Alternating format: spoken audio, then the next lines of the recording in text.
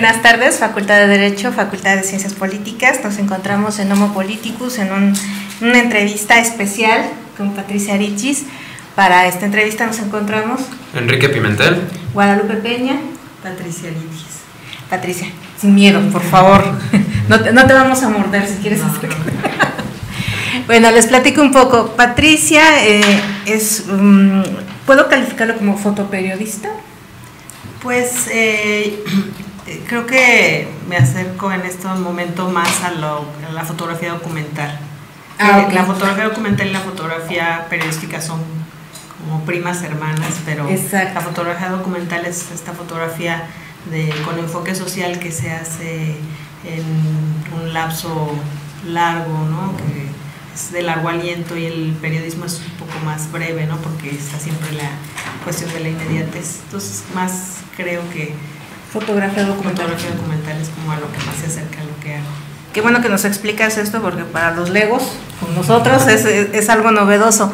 Invitamos a Patricia para platicar sobre su exposición que se encuentra en los espacios abiertos de la Facultad de Ciencias Políticas, que se llama Las Horas Negras. Y yo incurrí en un error cuando estábamos hablando por teléfono. Pero Las Horas Negras es un proyecto, más que la exposición que está ahí en la facultad, es un proyecto, según veo en la página que tenemos de soncero.com. Si nos platicas a grosso modo. Sí, bueno, yo estuve durante 7 años yendo periódicamente a las cárceles, principalmente de la Ciudad de México, a Santa Marta Catitla, a Reclusorio Oriente, Reclusorio Norte y Tepepa, y también exploré otros espacios en los estados como Michoacán y Oaxaca, pero me enfoqué principalmente en la Ciudad de México. Y pues la idea inicial era fotografiar la maternidad en prisión, y una vez que me acerqué a este ambiente me di cuenta que, bueno, si bien es cierto que la maternidad es un aspecto muy importante en la reclusión femenina, también hay otros aspectos que igualmente fuertes, ¿no? Y entonces amplié mi proyecto a otras áreas de la vida en reclusión de las mujeres. Bueno, yo tengo una pregunta que es, creo que un poco más como personal, bueno, interna. ¿Qué sentimientos estaban en usted en el momento de visitar los reclusorios? O sea, en un principio, pues fueron varios años, yo creo que sí fue variando, pero bueno, en un principio, la primera vez que a usted se le ocurre hacer este proyecto y una vez ingresando a los reclusorios, ¿qué sentimientos estaban en usted, o cómo puede describir el hecho de haber llegado por allí? Bueno, hay como muchos mitos en relación a la vida en reclusión, ¿no? Tenemos un conocimiento más por las películas y los programas, que algo que se acerque más a la realidad. Entonces, pues al ir, pues me di cuenta que algunas de las cosas que yo imaginaba que había en el reclusorio, pues no se acercaban para nada a la realidad. El primer sentimiento fue pues de sorpresa, un poco de temor, porque pues no sabes cómo iban a aceptar las internas que yo les tomara fotos, pero poco a poco fui tratando algunas de las internas y me sentía yo como muy cómoda estando ahí, porque tenía un recibimiento muy cálido, se establecieron vínculos importantes de afecto incluso, ¿no? Porque pues al ir periódicamente y al tratar a las internas en este tiempo, pues de pronto pues establecimos vínculos fuertes que hasta la fecha pues me permiten ver algunas de las chicas que ya están libres. Y creo que en parte de la pregunta que te había hecho Luis, también tiene que ver con esta inquietud que tú nos transmites. Bueno, parte de lo que se refleja en la página de internet, donde está la exposición, digamos, con algunas cosas extras, es que por aquí mencionas que incluso ellas te dicen que es una forma de salir de la reclusión el que se dejen fotografiar, ¿no?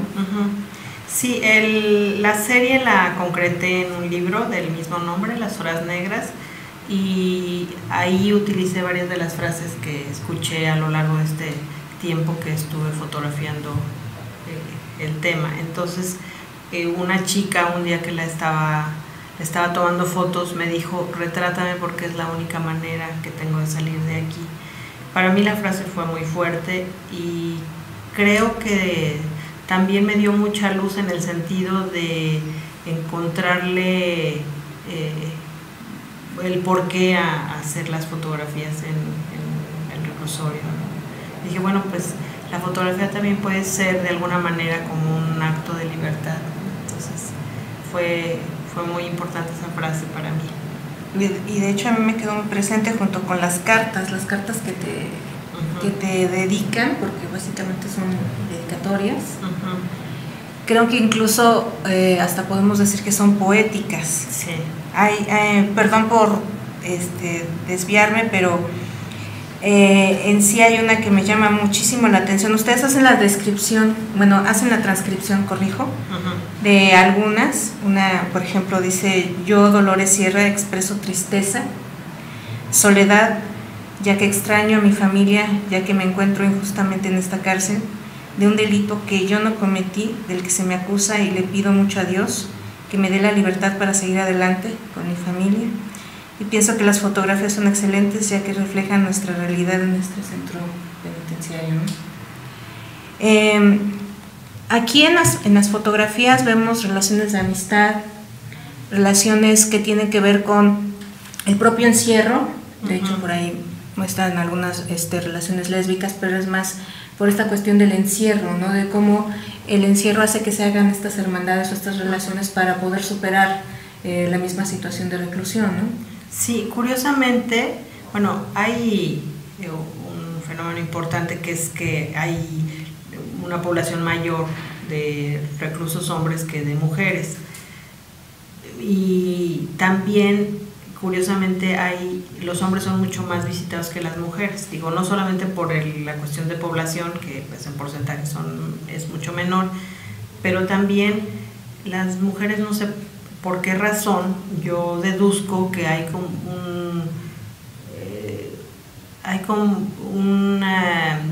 hay mucho más severidad al juzgar que una mujer delinca que un hombre, ¿no? Entonces, poco a poco son menos visitadas por sus parejas e incluso por la familia. Entonces eso permite que dentro del reclusorio se establezcan estos vínculos tan fuertes de amistad, de solidaridad, de relaciones amorosas, porque ¿quién sino quien está al lado, que está viviendo la misma situación de encierro y a veces de tristeza, de desesperanza, las puede entender mejor sino el que está ahí, ¿no? Entonces sí hay unos lazos muy fuertes, amorosos, y a veces también hay relaciones difíciles porque están viviendo con alguien que no decidieron vivir, ¿no? En espacios muy pequeños. Entonces están como estas dos situaciones, pues a veces positivas y a veces pues no tan gratas, ¿no? Exacto. De hecho, ahora que mencionabas esto de las relaciones, hay una fotografía que tal vez por la familiaridad de la fotografía me impacta un poco más, que es una que se llama Cerezo, y la etiqueta dice Cerezo 2013, que es un niño que está en una andadera y la mamá está del otro lado de la reja y le está dando de comer. Esta escena, pues digamos que a mí me impactó sobremanera porque es el romper la relación entre la madre y el hijo, y que forzosamente los hijos se tienen que separar de las madres para poder desarrollarse, ¿no? Y muchas veces es con la familia paterna, materna, pero siempre este lazo con la madre queda roto, ¿no? Sí, creo que hay una diferencia importante entre la reclusión femenina y masculina, y en parte la marca la maternidad, porque cuando una mujer está en reclusión, los hijos quedan al cuidado a veces de la familia, en el mejor de los casos, o en fundaciones, o bien están dentro con ellas en prisión cuando nacieron ahí. Entonces, pues un niño en prisión es algo que causa mucha impresión, ¿no? De hecho, por eso mi primera idea era fotografiar este aspecto de la maternidad. Entonces, esa fotografía se ha vuelto un poco icónica en esta serie porque, pues sí, como tú dices, es como este rompimiento entre la mamá y el hijo, ¿no? Que está adentro, pero también pues separados. Y bueno, quiero explicar un poco cómo surgió esta fotografía. Las internas alrededor de las 7, 8 de la noche son encarceladas, por decirlo de alguna manera, de nuevo, ¿no? Porque, bueno, viven tras las rejas, pero a esa hora tienen que entrar a su celda y no salir más. Entonces les ponen un candado a su habitación, a su celda, y ya no salen. Y esta mujer que yo fotografié alimentando a su hijo tras las rejas, lo que sucedió es que llegó la custodia para ponerle el candado a su celda, y la niña estaba por otro lado, porque también sucede que cuando un niño está en prisión, ahí tiene varias madres, o sea, está la mamá biológica, pero también las otras mujeres auxilian al cuidado de ese niño. Entonces ese niño estaba con otras mujeres, y al llegar la custodia a encerrar a esta interna, la niña se quedó afuera, y entonces pues mientras llegaba la custodia para encerrarla con la madre, la estaba alimentando tras las rejas. Qué impactante. Este podcast está dirigido a estudiantes de la Facultad de Derecho y de la Facultad de Ciencias Políticas, entonces como que siempre ver, analizar el derecho penitenciario y todo lo que conlleva, como que siempre lo ven a partir de los códigos, los libritos y todo esto. ¿Tú qué es lo que viste a la hora, por ejemplo, de pedir los permisos para entrar, tomar las fotografías, etcétera? ¿A qué te enfrentaste? Bueno, los permisos es uno, ¿no? Como fueron 7 años, fueron cambiando las administraciones, y me encontré a veces con funcionarios mucho más empáticos con el proyecto y otros no tanto. Entonces tenía que hacer antesalas muy largas, ¿no? para conseguir los permisos y ir una y otra vez, y creo que es un ejercicio de constancia, de persistencia, ¿no? Porque pues es de la única forma que se consiguen las cosas, y pues yo estaba muy enganchada con el tema y no quería dejar de ir y de continuar con esta serie.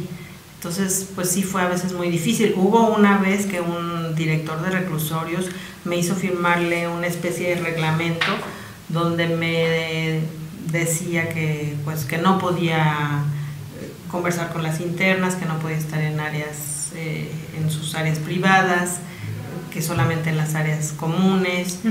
Bueno, ya nada más me faltó decir que no fuera con cámara, ¿no? Entonces yo cuando leí eso, pues no me quedó otra que firmarlo, porque era la única manera de entrar. Conversando con un compañero fotógrafo me decía, bueno, siempre es mejor ir que no ir, entonces pues tú ve y a ver qué haces, ¿no? Y siempre, bueno, como fotógrafa o fotógrafo, pues te adaptas a las condiciones y tratas de captar las imágenes de acuerdo a cómo se van presentando las cosas. Y curiosamente, en ese periodo pude obtener las fotos más íntimas de todo el proyecto, porque, bueno, si bien el director de reclusorios, que era como el que dirigía todos los reclusorios, me hizo firmarle ese reglamento, la directora del reclusorio fue mucho más sensible y me permitía estar en las celdas de las internas, incluso infringiendo un poco las horas en las que debía yo de permanecer ahí. Entonces, pues siempre hay como maneras de romper un poco los límites cuando se trata de la fotografía, ¿no? Y bueno, en relación a esto de lo que yo vi en cuestiones, bueno, yo no soy ninguna experta en leyes, pero algo que me llamó mucho la atención en cuanto a los procesos es que el 40% de las personas que están en reclusión están sentenciadas sin haber tenido digamos que sin haberles otorgado una sentencia, no sé cómo le llamas, o sea, digamos procesada sin tener una sentencia, eso es lo que quise decir. Entonces es muy fuerte porque lo que sucede en México es que primero te encarcelan y luego averiguan, ¿no? Entonces se supone ya va a cambiar. Ojalá, porque sí, imagínate que pues alguien que entra a prisión siendo inocente vive esta situación tan dura de estar en ese ambiente, de vivir cosas muy fuertes y luego que te digan, bueno, pues sí, ya revisamos su expediente, su caso y usted no tuvo nada que ver, es inocente. Discúlpenos, ¿no? Discúlpenos, y entonces pues bueno, ya... ni eso, ¿no? Sí, ahí agarre sus cosas y vayas. Entonces pues ya te marcaron la vida, ¿no? Porque pues las experiencias que vives ahí no son muy gratas a veces. Bueno, hubo una foto que me gustó mucho, es en la que es una toma como desde arriba y se ve una litera, arriba se ve una mujer dormida y abajo se ven 3 mujeres, de las cuales 2 están abrazando y están riendo. Entonces, bueno, también me acordé así como del escrito que viene introductorio de todo el proyecto. Y bueno, recuerdo una parte en la que decía que pues al fin y al cabo sí viven momentos íntimos en la medida de lo posible, porque pues son momentos íntimos pero que se hacen públicos debido a pues sí, a la cercanía entre todas. Entonces pues ahí yo creo que, y bueno, sería mi pregunta, que pues cuál es la forma en la que se relacionan todas las personas, o bueno, cómo se adaptan a poder practicar todos los actos que deben de ser íntimos pero en público, o sea, ¿cómo pueden sobrellevar eso? Pues hay como unos códigos ahí no hablados, ¿no? De que bueno, pues si una chica quiere estar con otra, pues las otras como que se van o se hacen como de la vista gorda. Sí es muy difícil porque pues no decidieron estar viviendo juntas, entonces tienen costumbres diferentes y además los espacios son muy reducidos. Ahora bueno, pues ya están mucho más holgadas en Santa Marta Catitla, pero cuando estaban en el reclusorio Oriente, por ejemplo, que sus celdas eran muy pequeñas, se dormían 15 personas en un espacio muy reducido, entonces era abajo de la litera, en la cama, o sea, era abajo de la cama, la litera, en los pasillos. Entonces si alguien quería ir a un solo baño, entonces si alguien quería ir al baño, entonces era como pasar entre las compañeras para entrar al baño, y pues son momentos muy privados donde pues estás ahí con mucha cercanía, ¿no? Ese no creo que sea lo más conveniente.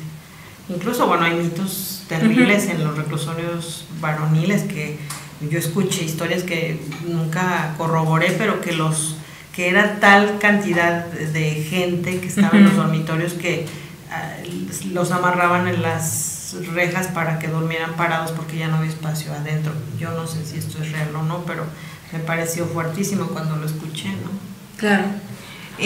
Me gustaría hacerte una pregunta, pero en 2 vertientes. Una, ¿cambió tu percepción de lo que es el derecho, de cómo funcionan las cárceles, de cómo funciona esta cuestión del sistema penal en México? No eres abogada, ya lo sé, pero tú tenías una idea, me imagino, una idea general del común conocido cotidiano.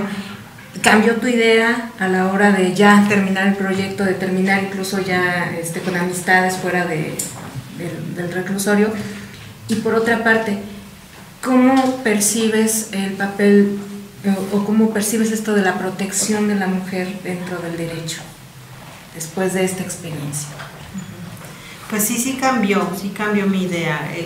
Para empezar, esto que les comento de pues la gente que es procesada y sentenciada, ¿no? Que pues sí me parece que debería de cambiar. Cambió mi idea en cuanto a que, bueno,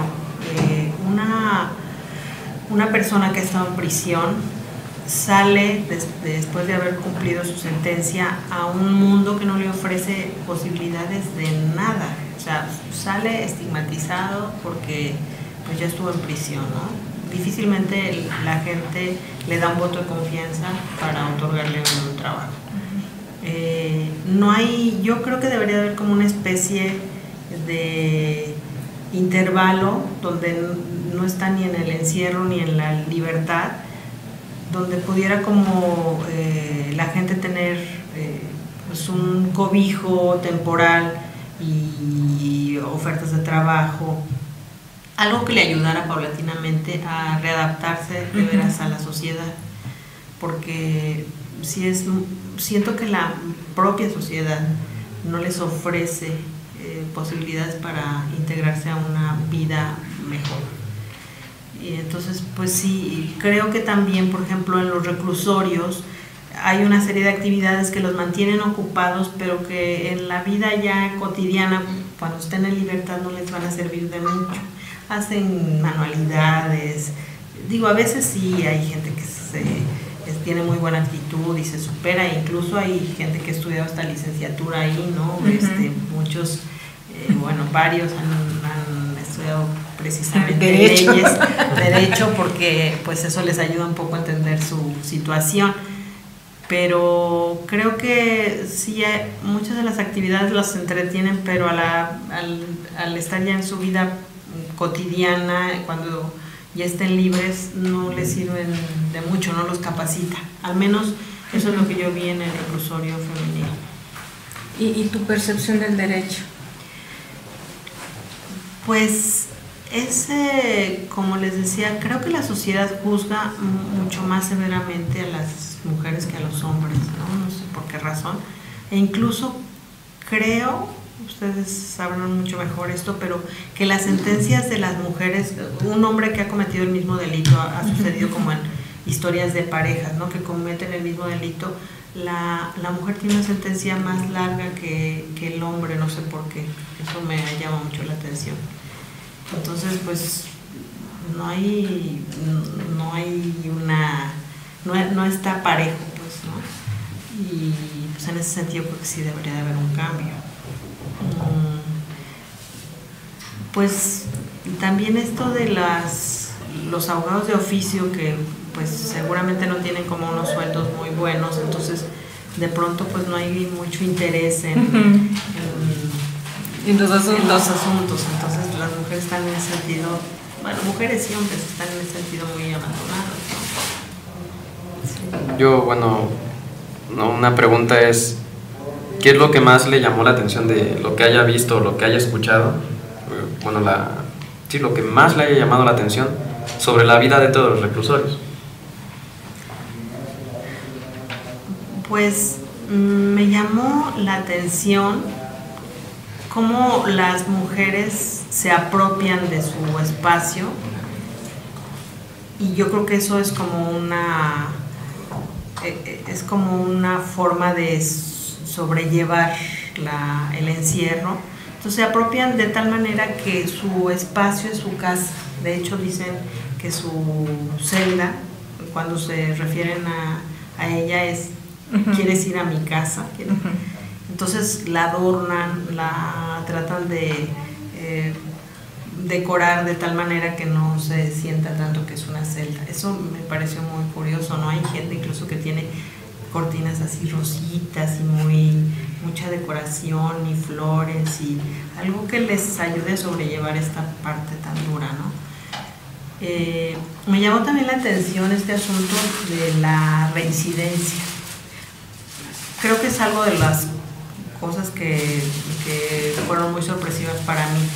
Algunas de las mujeres han vivido más en el encierro que afuera, y se sienten, yo creo, más cómodas dentro que afuera, porque, bueno, yo lo comentaba en el libro, ¿no? En el texto que escribí, que la cárcel es como una matriz, que si no es la matriz de la mejor madre, sí les da cobijo, les da abrigo ante una sociedad que no les ofrece mucho, ¿no? Entonces adentro tienen casa, tienen alimento, tienen amigas, tienen amor incluso, y a veces afuera no lo tienen. Entonces hay mujeres que prefieren estar ahí adentro que afuera por lo mismo.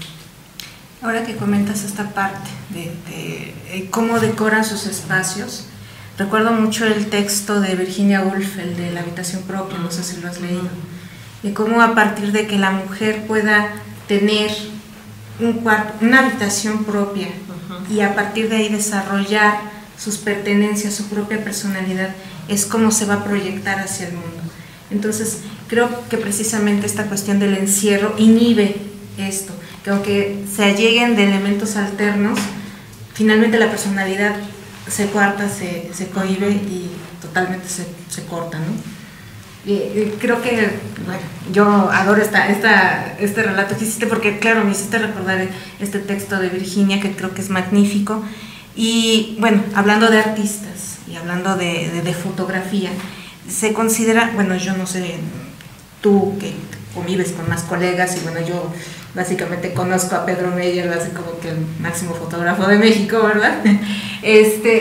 Consideran que la fotografía ya es como un arte, un arte alterno, tal vez no dentro de los artes tradicionales que conocemos, pero tú cómo ves esta participación de tú como artista. Finalmente eres un artista de fotografía, estás documentando una realidad, pero estás haciendo arte.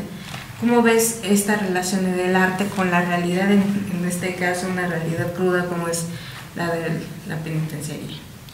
Bueno, es muy curioso, es una discusión muy añeja este asunto de la fotografía como arte, y además de la fotografía como realidad, ¿no? Que no lo es. Mucha gente se atemoriza cuando tú sacas una cámara porque piensa que vas a fotografiar la realidad. Lo que fotografías realmente es tu realidad, o sea, lo que estás fotografiando es tu interpretación de la realidad.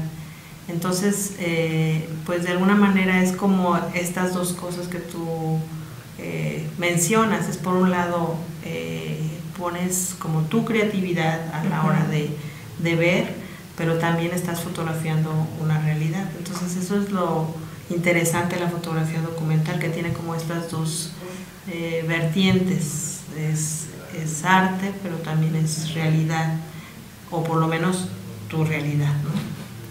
Bueno, para finalizar, me gustaría que dieras el dato completo del libro donde se muestra todo este trabajo de las horas negras, de todos los datos, por favor.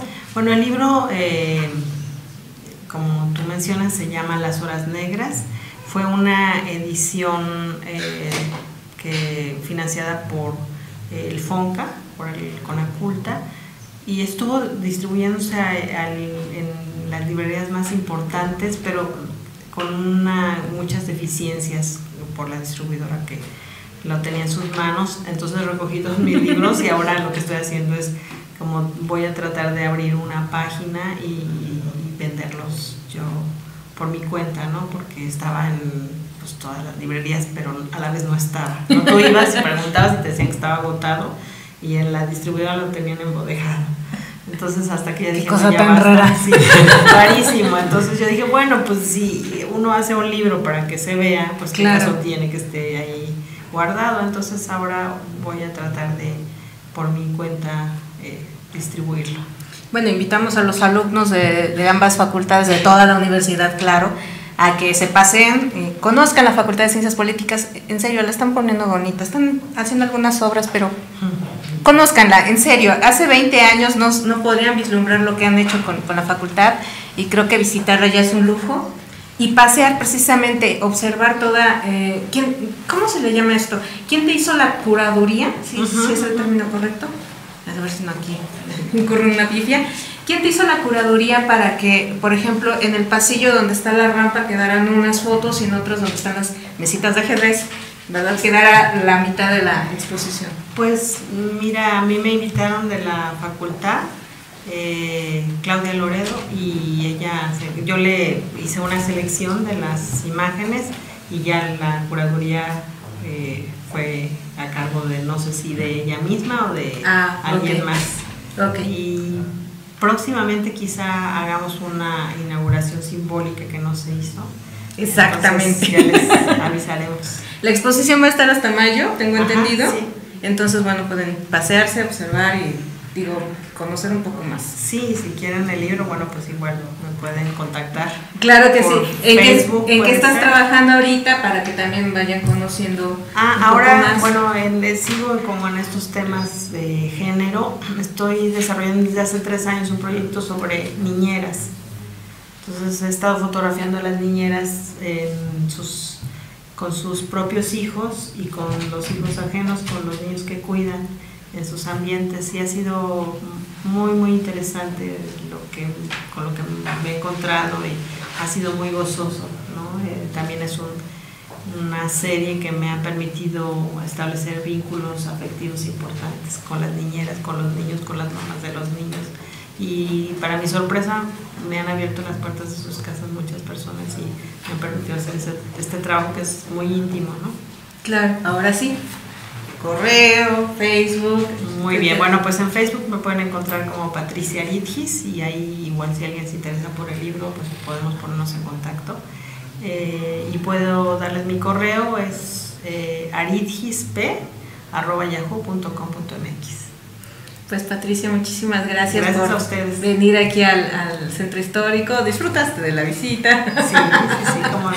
Y bueno, gracias Luis. Los invitamos a que sigan a Proyecto Grado Cero en Facebook, en nuestro espacio de revista Grado Cero, en Twitter, @Proyecto Grado 00 con número, y nosotros Homopolíticos es HWM_Politicus, y bueno, pues pueden seguirnos en Blogspot, Podomatic, iTunes. Muchas gracias, Patricia. Gracias a ustedes. Gracias a ustedes.